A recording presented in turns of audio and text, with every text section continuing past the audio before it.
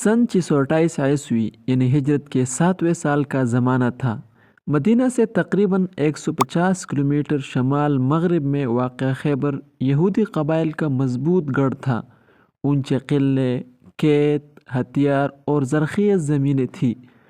خیبر کے یہودی قبائل نے پہلے بھی غزوہ احد اور غزوہ خندق میں مسلمانوں کے خلاف سازشیں کی تھیں۔ انہوں نے بنو نذیر کو پناہ دی، بنو قریظہ سے عہد شکنی کرائی اور بنو غطفان جیسے قبائل کو بھی اپنے ساتھ ملا لیا۔ یہ خطرہ اب مدینہ کے دروازے تک پہنچ چکا تھا، لہٰذا نبی کریم صلی اللہ علیہ وسلم نے فیصلہ کیا کہ اب یہ فتنہ ہمیشہ کے لیے ختم کرنا ہوگا۔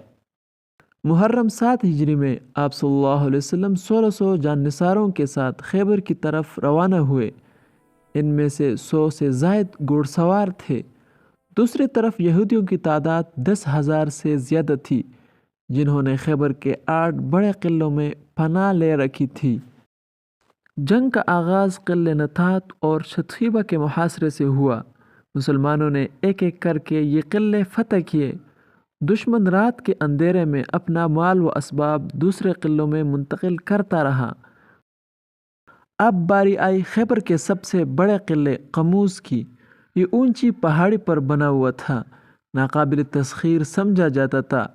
نبی کریم صلی اللہ علیہ وسلم نے باری باری حضرت ابوبکر، حضرت عمر اور حضرت سعد رضی اللہ عنہم اجمعین کو فوج دے کر روانہ کیا، مگر کامیابی نہ ملی۔ پھر آپ صلی اللہ علیہ وسلم نے فرمایا، کل میں جھنڈا اسے دوں گا جو اللہ اور اس کے رسول سے محبت کرتا ہے اور اللہ اور اس کے رسول اس سے محبت کرتے ہیں۔ اگلے دن حضرت علی رضی اللہ عنہ کو بلایا گیا، پھر جھنڈا انہیں عطا کیا گیا۔ اب مرحب کا میدان گرم تھا۔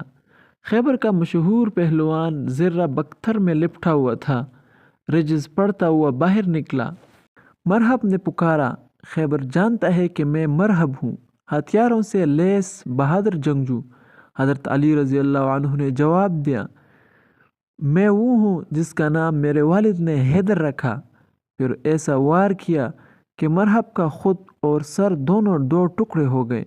دشمن کے قدم ڈگمگا گئے۔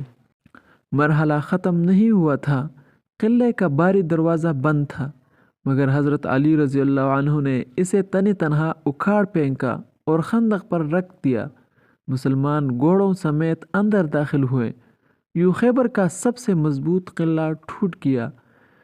فتح کے بعد یہودیوں نے صلح کی درخواست کی، طے پایا کہ وہ خیبر میں رہ سکتے ہیں، مگر اپنی زمین کی پیداوار کا نصف حصہ اسلامی حکومت کو دیں گے۔ یہ وہ پہلا موقع تھا جب جزیہ کا باقاعدہ نظام قائم ہوا۔ مسلمانوں کی ریاستی طاقت اب خطے میں مستحکم ہو چکی تھی۔ غزوہ خیبر نے نہ صرف مسلمانوں کے دشمنوں کی کمر توڑ دی، بلکہ پورے عرب کو یہ پیغام دیا کہ اب مدینہ کی ریاست ناقابل شکست ہے۔ اللہ تعالی ہمیں آپ صلی اللہ علیہ وسلم اور صحابہ کرام کے راستے پر چلنے کی توفیق عطا فرمائے، آمین یا رب العالمین۔